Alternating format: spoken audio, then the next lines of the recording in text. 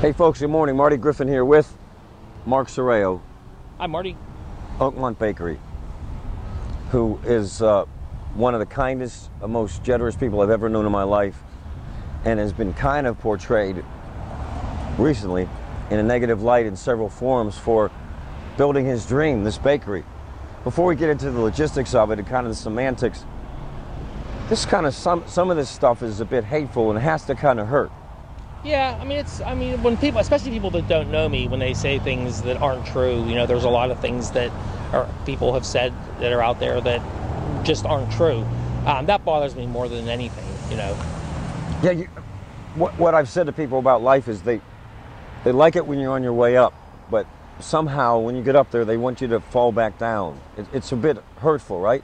Yeah, I think a lot of people like to kind of be like the heroes. Oh, that poor guy, let's go help him. But when he's doing okay, let's knock him down so we can maybe help him back up. Yeah. And by the way, honestly, if I asked him for 100 cakes today for folks, he'd give me 100 cakes. It's just his nature. So let's start with the bridge. Walk over here. So everybody yells and screams that traffic's backed up across the Oakmont Bridge, as they call it, the Halton Road Bridge. Look, check it out. This is a typical morning here at Oakmont Bakery. Now, in all fairness, it's like this Monday through what, Thursday? Yeah, Monday through Thursday. Even Friday at this time, it's pretty much like this. It's, rush hour on the Halton Bridge has always been crazy. Right. Always, way before we got here. And when school starts and when school ends, same thing. It's always been crazy on 3rd Street, with parents picking their kids up and dropping them off, and right. I think a couple school buses. So none of it's new. People have always made the illegal turn. That sign's been there for years. Let's refer to this sign, right turn only. They don't want traffic accidents. Yeah, which is understandable, because making a left from here onto the bridge at almost any time of the day is dangerous. So, in our whole site plan, we decided to and we followed every single rule or ordinance that Oakmont had, which most of them make sense. So we have a small front parking lot, because that's all we were able to build here, with one entrance in and out. And we put a large back parking lot in with our own little roadway, which has no restrictions. It's right in, right out, 24 hours a day, 7 days a week. All right, let's show the school here, because this has been a kind of point of contention. It's right across the street, Riverview High School. There's actually been a petition started that he is stealing parking spaces from the poor students in the quote-unquote student parking lot, which does not exist. There is no such thing. Look, I'm not necessarily here to defend Mark, but what I'm suggesting is you take a beautiful thing and a dream, and there's certain elements of our culture and our society that want to destroy that dream. And I think it makes me sad. In fact, I know it makes me sad, because this notion that Marc Serrao would do anything to hurt this community is insane. This bakery has reaffirmed Oakmont as a relevant community once again. It's actually a bakery that's become a destination. You must be really proud of that. I am. It's exciting. I think I told you before, the main reason for the move, because we were doing fine where we were in our retail building, except we didn't have any parking. We had 12 parking spaces. The main reason, though, was because our production building was so tight that people couldn't really work. They were bumping into each other, elbow to elbow. We couldn't add equipment. So the main reason to do it was for our employees, who I love. We couldn't do it without them. Right. So we put a great break room in. We put beautiful bathrooms in for our employees, and really great workspaces. No, it's amazing. That's what it's really about. All right, here's a big complaint. So there's the school, as we just showed you. Rather than walking all the way down there, if you look at Patrick and where those cars are parked, that's the alleged student parking lot, when in fact there's no such thing as a student parking lot. But the school complains that the students always park there. This is why they started the petition, right? Yeah, the school, actually nobody from the school has ever complained. We actually met with the school officials and the bus people about 4 months before we opened, so that they could get an idea of how our parking and our how people would get around here. And we told them we would do anything we could to help, alleviate any concerns that they had. In our meeting, my son and I went and our meeting with them was fantastic. We've had no issues with the school, the borough. And you've actually told your employees to park at a further lot. Correct. And you're trying to buy space, more land in town, because you want to build another lot. Yeah, I mean, if I can find space around here that works out, we would put another parking lot in for the employees. But I also don't want them walking blocks. You know, I'm trying to find something close by, you know, to, and I'm sure eventually that'll work out. Right now, the employees are parking in public parking spaces. Half of them are, and half of them are parking in our lot. I don't want to make you angry or hurt your feelings about some of the bitterness, but I read a post that a woman wrote that he drives around in a Mercedes, referring to you, he drives around in a Mercedes and steals our kids' parking spaces. Yeah, I mean, I've heard a lot of really, really mean things that have been said about me. You know, I don't park in those spaces. I park in our lot so that it doesn't get people fired up, you know. And I drive the same car. I've been driving the same car for 14 years. But why do you have to defend this, man? That's what's ridiculous. I know. The notion that you're this greedy, rich guy driving around in your big, rich car trying to steal somebody's parking space is obnoxious. Yeah. I mean, the funny thing is, if the people that say things like that would notice, I get here at 3:30 in the morning in my car, and I leave usually around 7 at night, 7 days a week. For Sundays, I leave early because we close early. So the idea that I fly in on my private jet and collect money is, you know, that's been said too, is not true at all. Let's go inside. I'm cold. So, by the way, for folks that believe that it's mayhem here, I mean, we're here. We're pushing 9 o'clock, and there's spaces in the main lot. The crazy days, really, the weekends, it's become a destination, right? Yeah, yeah. And I mean, we had people that come from, I waited on somebody from Ohio on Saturday morning. Fantastic. First people that came in the morning. People from Maryland, Lancaster. I mean, it's unbelievable. I think it's great that people are coming to Oakmont. Right, you made this a destination. Yeah. Come on in, folks. Come on in, Mark. All right, so this bakery it's the most beautiful bakery I've ever seen. Oh, thank you. So, Patrick, show kind of a pan of the crowd that's in here right now.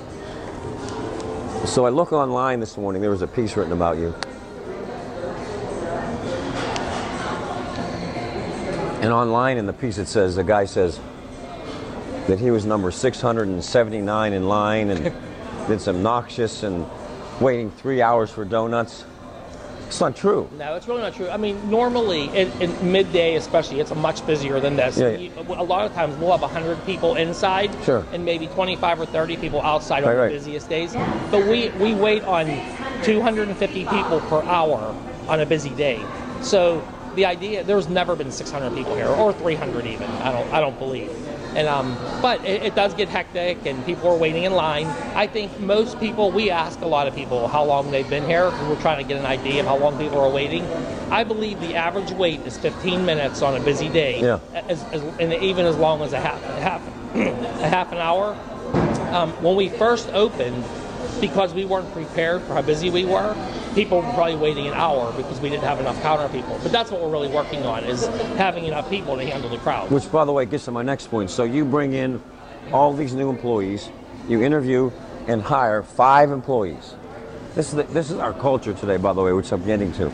So you interview, hire 5 new employees because you want to get more staff. Correct. What happens with those 5 employees? Not one shows up for the first day of work. Not one. This week. But our managers interviewed 8 people, hired 5 at above minimum wage. Right. And not one person showed up for their first day of work. Not one. So the interview process is $8 an hour, then you immediately go to 10, and you're eventually at $12 an hour for an $8 an hour job. So you're way above minimum wage. Yeah. Right? Yes, correct. They didn't show up at all. At all. What the heck does that mean? I really don't understand it. I mean, we had, out of those 5, 2 of them called the day they were supposed to work and said they weren't coming in, that they took other jobs or whatever. But 3 of them, no call, no show. Is it our culture? I mean, I believe it must be. Yeah. You know, I mean, these people actually forget about our time that they wasted. They come in for 2 interviews with managers. We give them shirts or whatever. Yeah. We give them all the information, our employee handbook, go over all of when they'll work, when they can't work, sure, all that, and then they don't show up. It's like, why would you waste your own time?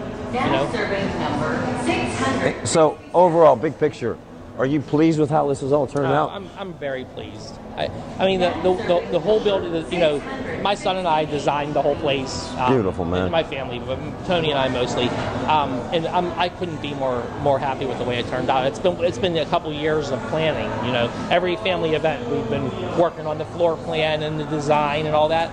And like I said before, the companies that we work with were phenomenal to work with. Campbell Construction built it, but lots of local, my friends that own companies and stuff. You know, I'm just very happy with it. Where are the numbers? Right there. Well, I looked at the wrong So let's get personal for a minute. How many hours are you working a day? What time do you get here? So I usually get here between 3:30 and 4. Right. And I usually leave around 7. At night? Close. Yeah. How long can you do that, man? Not much longer. My wife's working 7 days a week, my daughter and my son. And again, you're not complaining. I'm just kind of... No, it's just, I mean, it's a lot of work. It's hard getting it all together. It's a lot more demanding than we thought it was going to be. You know, this is our third move. And the other 2 moves were very hard too. But I thought I was prepared for this one, but we really weren't prepared for this. I take this some of this stuff personally because we've been really close friends for a long time, and I mean, I just love the guy. And so I get actually pissed off when I read comments online that he's this rich guy and I don't like his baked goods and that sort of thing. Yeah, I read a comment on your page. A guy wrote that half of their stuff comes from other vendors. There isn't one thing in the bakery except for our candles that we buy from another vendor. You know, we make every single thing. And we have a lot of vendors that call us and say, would you sell our biscotti or our macarons or whatever? No, we don't. We make everything. And if we did buy them, I don't think that's a negative thing, but it's not true. Right. I don't know why people say things that are not true. How are you planning to manage this? Because the bigger you get, the more mud people are going to sling. How do you manage the haters, as we call them? You know what? My wife is probably correct when she says, do not read anything that anybody writes, which is probably true. I don't really, I focus way more on the compliments. We have the best employees. We have a great family, and our customers are phenomenal. And we get way more compliments and praise than we do the negative comments and stuff. So some of the things we laugh at, because it's like, they don't even know me. How could they say that? Right. You know? And other things are, they don't know our business, or they wouldn't say that, you know. So I don't really let that. That doesn't control me or drive me at all. It really doesn't. From a personal standpoint, Marc gives us cakes for these cake walks where we give cakes. It's not just a birthday. Somebody's sick or depressed or something. Veteran, yeah. Veterans, a guy's 98-year-old veteran. Yeah. And man, you just look at in their eyes and they get tears in their eyes and their family's joyful over a cake, man. So you must feel good about doing that sort of thing. Yeah, I mean, I love everything you do. We love to be a part of. Because you care about people. That's what everything's all about, caring about people, you know, and I love it. I mean, I love being a part of that. So at the end of the day, folks, and I say this, to hell with you if you're going to make negative comments about a man who's given his sweat and blood to a business that's flourished. I really could care less. But all I ask people to do is just think before they react and abuse somebody for doing something wonderful. Man, and we couldn't be more thankful to be partners with you. Thanks, Marty. All right, my brother. Folks, we'll check in later.